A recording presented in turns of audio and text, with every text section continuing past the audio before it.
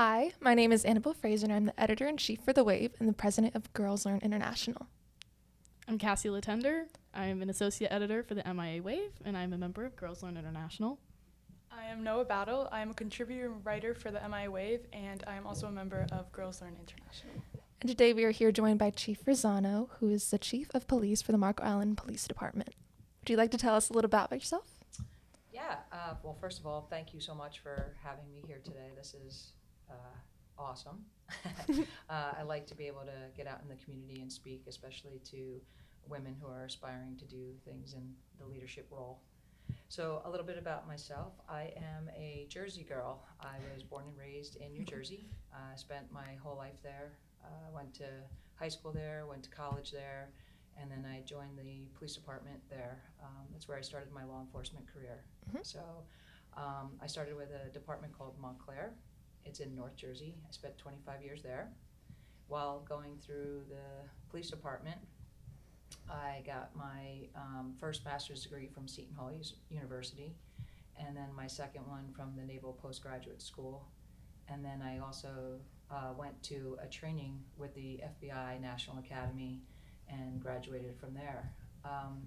When I worked for the police department, rose through the ranks, started out as a beat officer, walking the beat, and ended my career there as the deputy chief. And found out about the job here in Marco Island, applied to it, and was lucky enough and blessed to get the job, and now I'm working in paradise. So that's me in a nutshell. Okay. Well, thank you so much for joining us. We're happy to have you. Thank you. Yes. What sparked your interest in pursuing a career in the law enforcement? So I come from a family of civil servants. My dad is a retired fire chief.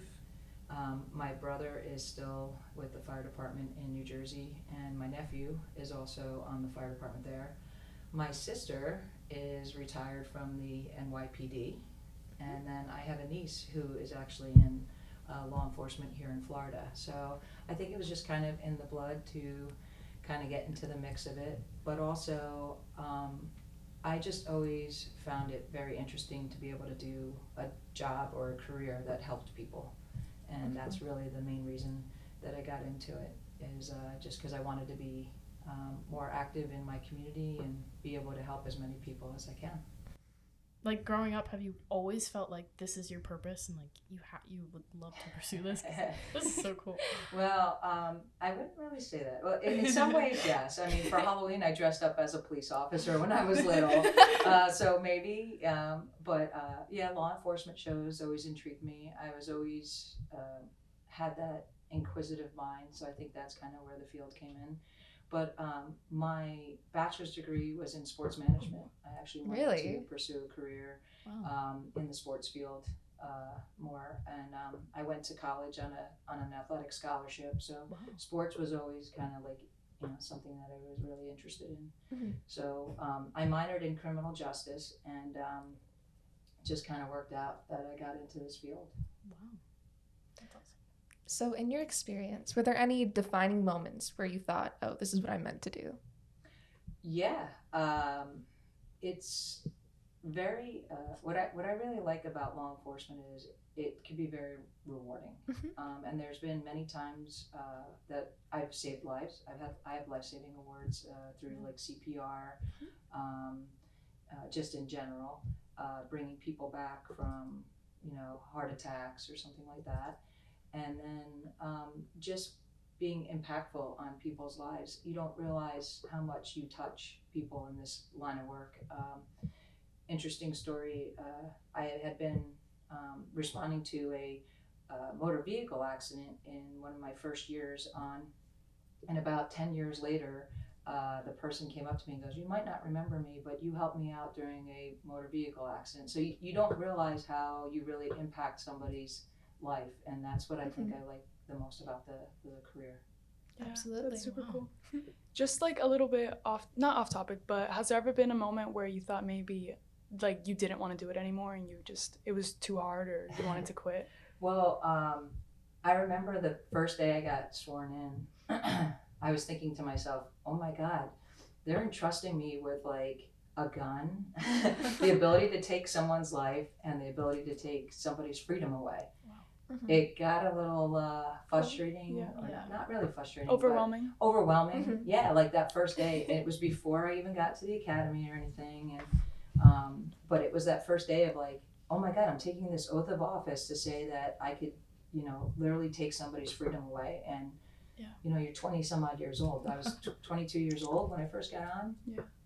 Think about that. Like, That's scary. yeah. So I think at that one moment I thought about it and I was like, wow, am I really making the right decision? But Yeah. then after kind of going through the academy and learning the stuff that I learned, and I retired from New Jersey and started it here again. So obviously I'm still interested in it. Yeah.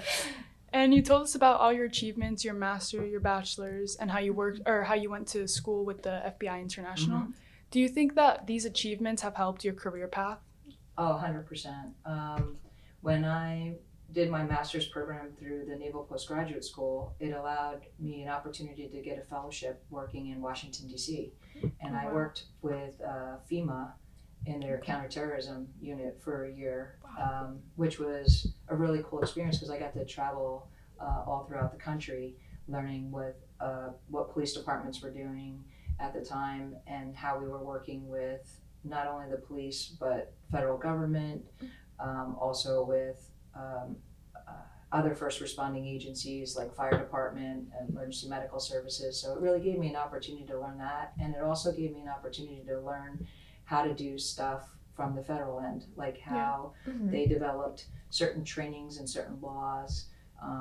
So it was very interesting for me. Yeah, so everything kind of tied in for you. Yeah. I got to see things on more of a, even with the FBI Academy, more of a global scale than just the local scale. The FBI Academy allowed me to interact with police officers from other countries.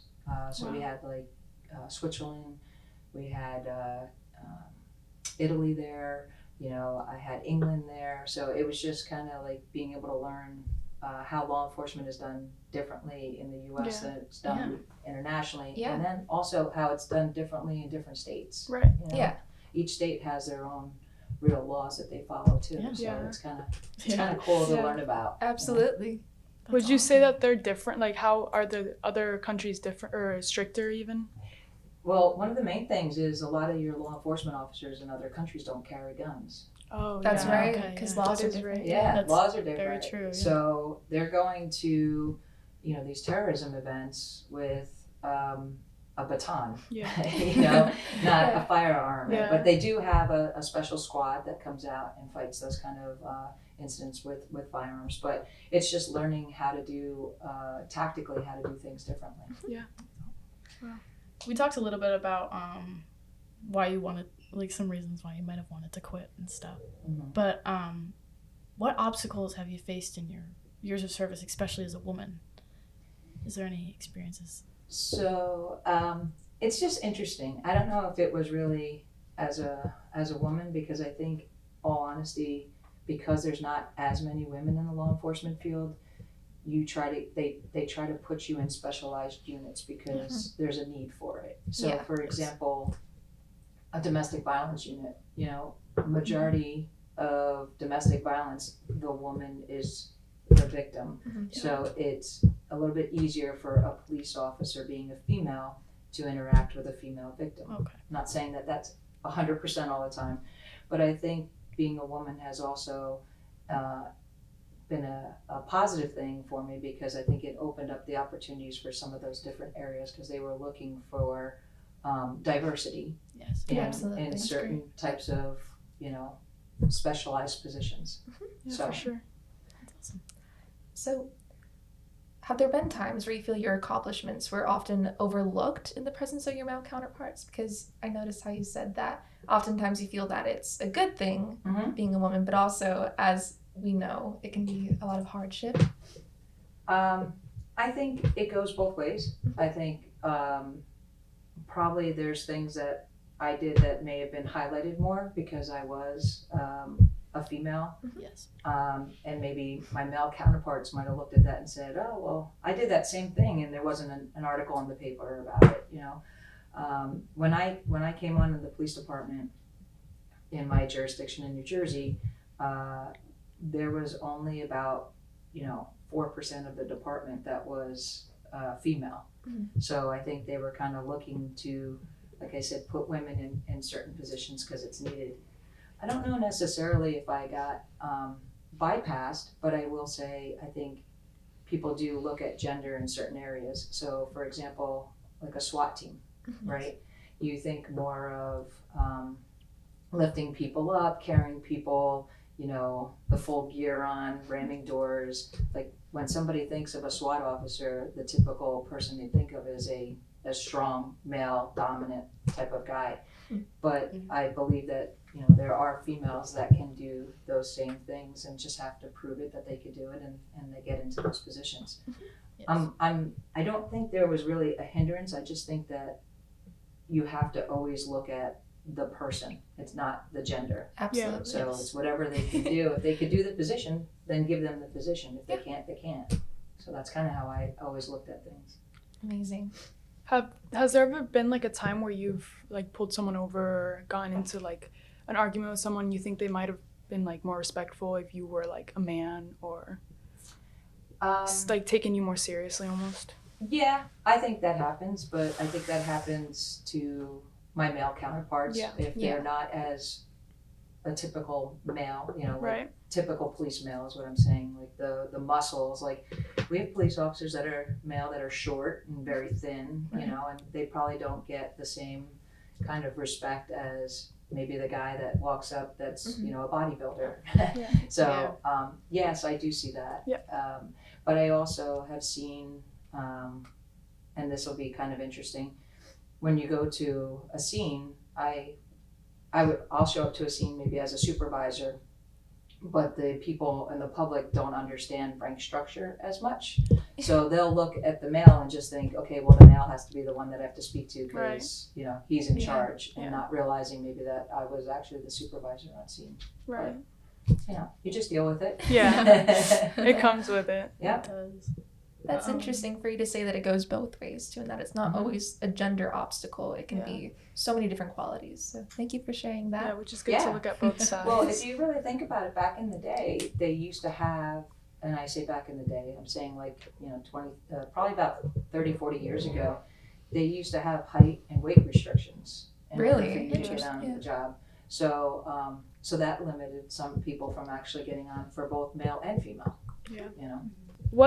How do you describe leadership if somebody asked you what qualities would you see in a leader? It's funny you say that because I thought about that question because that's one of the ones you prepped me with. And I was trying to come up with something really, good to say for it. And I always find that a leader needs to be, inspiring, mentoring.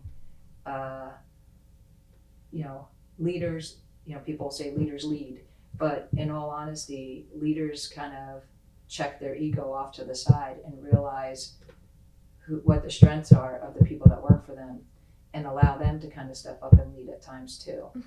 While the ultimate decision is mine, the responsibility of me, or what my responsibility is overall, is to make sure that I'm getting the right information from the people that are working with me so that we're moving in the right direction. Right. So I always think of it of, developing the people that work for me, and I always look at it that we're a team.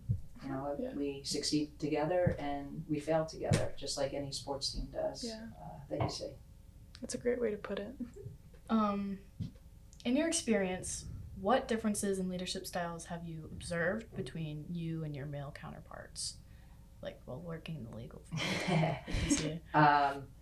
What I have seen personally is there's some males that tend to be, autocratic. I told you to do this, just do it. Females sometimes I think tend to be more democratic because, like I said, we kind of try to get the input. But in the law enforcement field in general, you have to be all of them. So there's times where I can be a democratic leader, but there's times where I have to be autocratic. So if we have for instance, an active shooter scene going on, I can't sit there and poll everybody and say, hey, what do you think we should Right. do? I have to make those decisions. Yeah. Yes. So I think leadership styles are just based more on the person. I think the biggest thing that you do need for being a leader, though, is communication. You have to be able to make sure that when you give direction, that people understand it, and that you understand what they're doing also. Yeah. Do you believe that your team has responded well in the past to your leadership style compared to others? I think that you always have to change. How I would supervise you is not necessarily how I would supervise her or her. I think personalities come into play, and you, by being someone's leader, you should actually learn who your people are and what they respond to and what they don't respond to. Absolutely. So I think that's kind of how I would take that question. So it's a lot of getting to know people as a person rather than just someone that works for you, I'd say. Yeah, I think you have to know what motivates your team. You know, you think about some sports teams. What motivates the person to come to practice every day or want to pursue that sport to a higher level. Do they play on that team just during high school and don't just because they're checking off a box, or do they want to keep pursuing that in a different way? So I think sometimes as a leader, you have to understand what motivates your team, and you have to adapt to it. Like, I can't come in there and say, hey, this is how we're going to do it. Right. And then they don't respond. I have to be able to adjust to what's going on within the department. And working for the law enforcement in 2 different states, how have you adapted? How have you, with the law? Because it's definitely different here than it was in New Jersey, right? Very much yeah. so. So how have you adapted? How has it changed for you? There's been a lot of changes. So when I first got here, I had to really sit down and really get to know, number one, the people. In New Jersey, I spent 25 years with those people in my department. I went to the academy with some of them. Some of them were my bosses. Some I became the boss of. So I knew kind of what I was dealing with. Coming here, I didn't know any of that. So it was number one, learning the people. Number two, learning the laws. The union. The union has an impact, and then also learning my boss, and my city council, and the people that live here, because that's very different than the boss that I worked for in New Jersey and the city council that I worked for in New Jersey. That's why I was saying to you, it's very important to kind of know the people and make that connection with them. Yeah. So what factors do you believe impact someone's ability to lead in a position like yours especially? I think communication, compassion. Yeah. Knowledge, and knowing what you don't know. So you want to bring people into your team that fill the gaps that you have. So it's knowing not only your strengths and weaknesses, but the strengths and weaknesses of the people on your team. Yeah, for sure. Exactly. How do you feel that you demonstrate these qualities? I try to really interact with the officers in my department. I also try to interact with the community, with my bosses, with my boss's boss, with other city departments. I think it's all, when you talk about leadership, it involves all of us, especially when you talk about Marco Island. There's things that the public works are involved in, utilities is involved in, fire's involved in, city manager, the assistant city manager. These are all times where we get together and we have meetings because the lines cross. It's not just a law enforcement thing. It could be, involving all those other agencies. So I feel that I try to handle a lot with my communication. Awesome. How the lessons and skills you've learned throughout your career impact the way you navigate your life outside of your career? I think when you get a job in law enforcement, you see the best of people and you see the worst of people. Yeah. You're around people during sometimes the worst times of their lives. and I think it has affected me to be more patient Yes. with people, to try to look at someone and see really what's going on with them, Absolutely. not necessarily just judging them by Timmy's code. that's okay. That Sorry. by not judging them by what you see. You have to really think that, not everybody always tells you what they're going through at the time, and you have to have the compassion to Right. learn that and communicate with them to figure out what's going on. Right. So it's definitely been an eye opener for you. Very much so. Very much Yeah. so. I mean, I've seen car accidents, people stabbed. I've been around people that have been victims of domestic assault, and so you're seeing, like I said, that you're being around people when they're going through probably the worst events that ever happened in their lives. And you have to know how to be able to talk and communicate with them and make them feel more comfortable. Yeah. So. Yeah. Are there any strategies you use to personally deal with that? Because that can be a lot, I'd assume. It is a lot. I have a lot of good support system. I have a really strong family support system. I surround myself by good people, good friendships, and I really try to surround myself with good people at work also, and in the community. So how do I handle a lot of my stuff? I like to play sports. I got really involved in pickleball, so more than happy to play with any of you. But I also run. I took up boxing. I just try to do stuff that is just different. I will always try to do something different. At least try it once, and if it works out and it's great, great. If it doesn't, okay, no harm, no foul. Does it ever feel like you take some of the stuff that you see home instead of like leaving it back at the office, or? Yes. There are certain things that you will always remember. Right.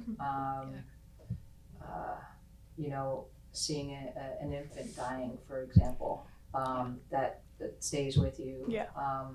The first time you go on a dead body, there's an odor that smell stays kind of with you. Like I remember certain things throughout my life that I've seen, but it's life. Right. So you just gotta learn to take it in, know that it impacts you, but also learn from it.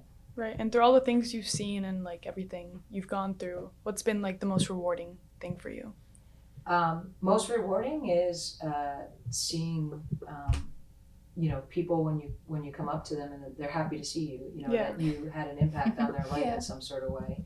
I love it when people say hi to me.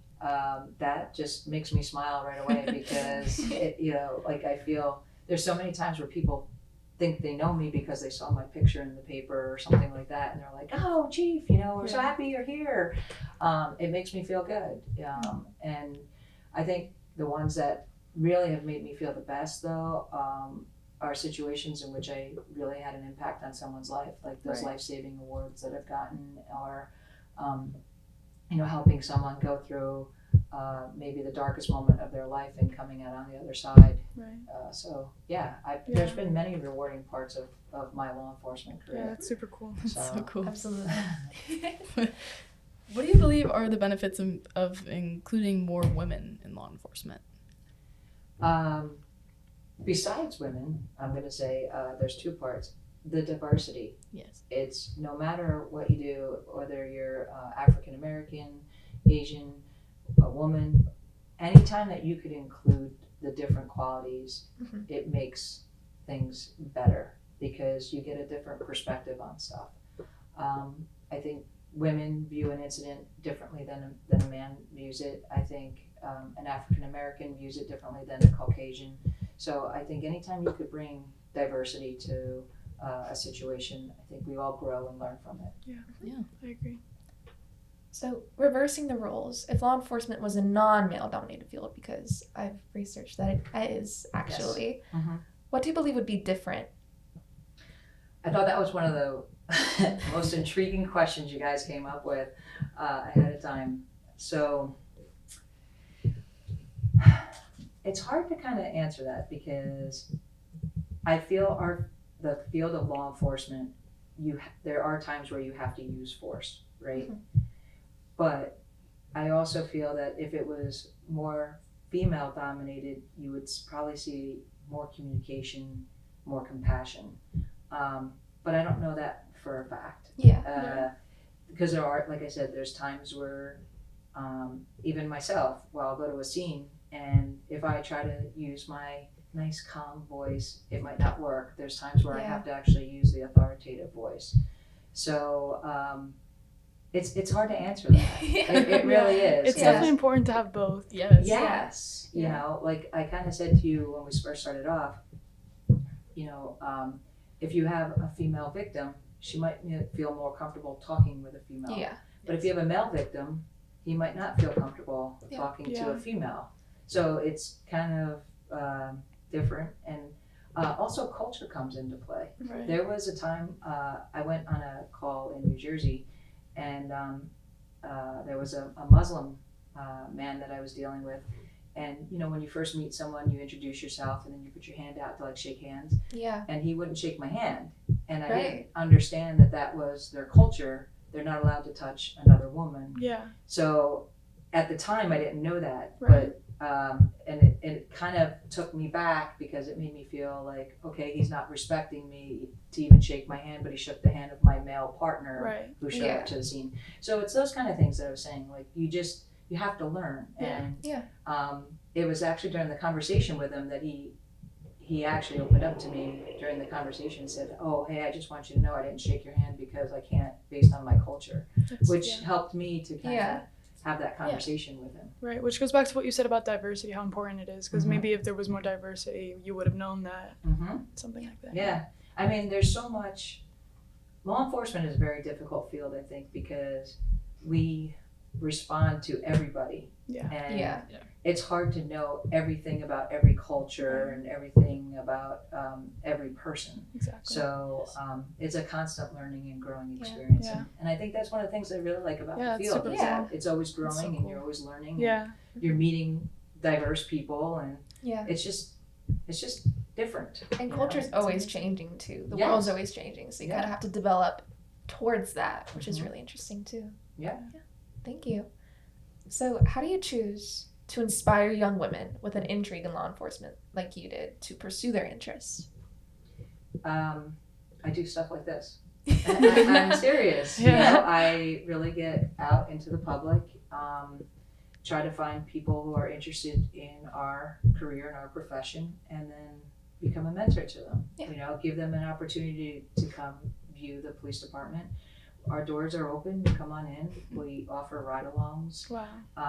We offer times in which, like a coffee with a cop or pizza with the police. We try to do these things so that we interact with people that are interested in the field and getting to learn more about it. And just having opportunities like this to come and talk, this is great for me.